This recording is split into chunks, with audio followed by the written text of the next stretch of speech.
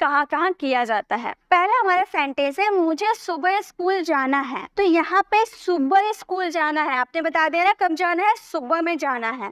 तो इस सेंटेंसेस को बोलेंगे I have to go to school. I have to go to school.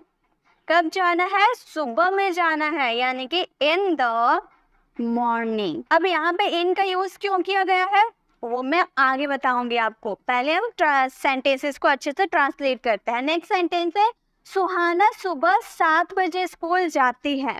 यहाँ पे सुबह स्कूल जाती है सिर्फ हमने बोला, और सेकंड सेंटेंस में सुबह 7 बजे, यहाँ पे हम लोगों ने टाइम भी मेंशन कर दिया है। तो इस सेंटेंसेस को हम बनाएंगे सुहाना गोज। ये हमारा प्रेजेंट सिंपल का सेंटेंस है, वर्ब का फिफ्थ फॉर्म यूज किया है, गोज टू स्कूल 8-7 AM। अब यहाँ पे हम लोगों ने सुबह की बात किया था तो इनका यूज कर दिया। यहाँ भी सुबह का बात हो रहा बट एट का यूज किया गया है। क्यों किया गया है आगे देखेंगे, पहले हम सेंटेंस बनाते हैं। राजू का जन्मदिन नवंबर महीने में आता है। आप सभी सेंटेंस अलग है, आपको ध्यान से देखना है। राजू का जन्मदिन नवंबर महीने में आता है। कब आता है, नवंबर महीने में आता है, मंथ की बात हम कर रहे हैं। तो इस सेंटेंसेस को हम बनाएंगे Raju's birthday comes in the month of November. यहाँ पे हम लोगों ने इनका यूज किया है ना। नेक्स्ट, सोनाली का जन्मदिन 15 दिसंबर को आता है। तो 15 दिसंबर, दिसंबर यहाँ भी दिसंबर तो मंथ होता है ना, तो यहाँ भी मंथ का यूज किए थे, यहाँ भी मंथ का यूज करें। बट सेंटेंस देखिए कैसे हम बनाएंगे, हम बोलेंगे सोनालीज बर्थडे ऑन दिसंबर 15।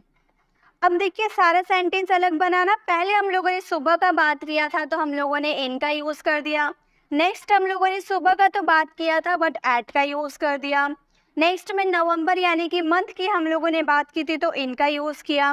और नेक्स्ट सेंटेंस दिसंबर यानी कि मंथ की बात करें फिर ऑन का यूज कर दिया। क्यों, देखने सेंटेंसेस देखने में सिमिलर है बट अलग अलग क्यों यूज किया गया है, तो ध्यान दीजिए। अब मैं आपको समझाती हूँ। जब आपने बोला मुझे सुबह स्कूल जाना है, सुबह कितने बजे जाना है आपने एग्जैक्ट टाइम बताया नहीं, आपने एग्जैक्ट टाइम नहीं बताया कि 10 बजे जाना है, 8 बजे जाना है, 9 बजे जाना है, 7 बजे जाना है, कितने बजे जाना है, एग्जैक्ट टाइम आपने नहीं बताया, सिर्फ इतना बोल दिया सुबह में।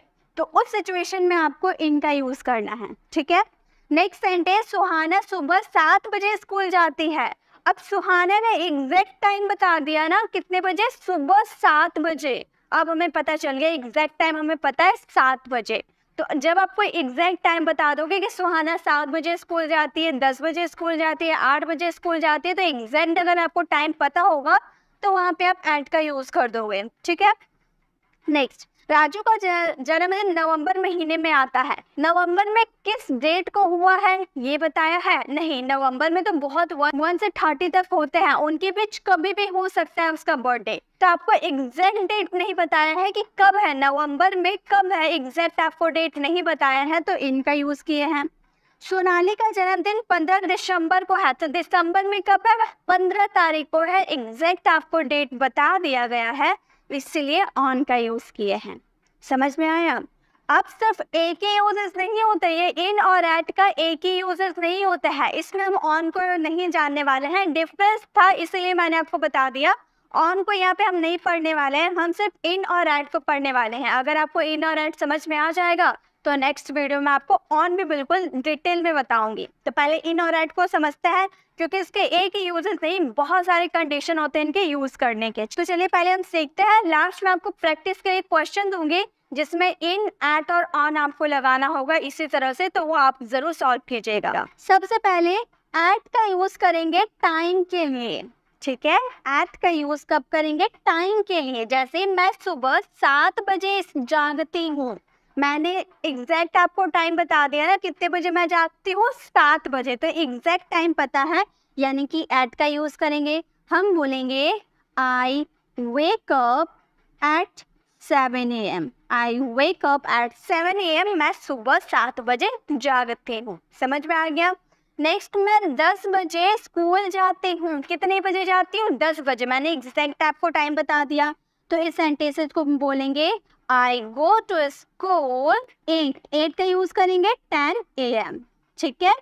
नेक्स्ट डे मैं आपसे 5 बजे मिलूंगी, एग्जैक्ट टाइम आपको पता है, तो इस सेंटेंसेस को आप फ्रेम करना है, इसका आंसर कमेंट बॉक्स में करना। तो ये आपको याद रखना है, जब आप एग्जैक्ट टाइम आप बता दोगे तो वहाँ पे एट का यूज कर दोगे।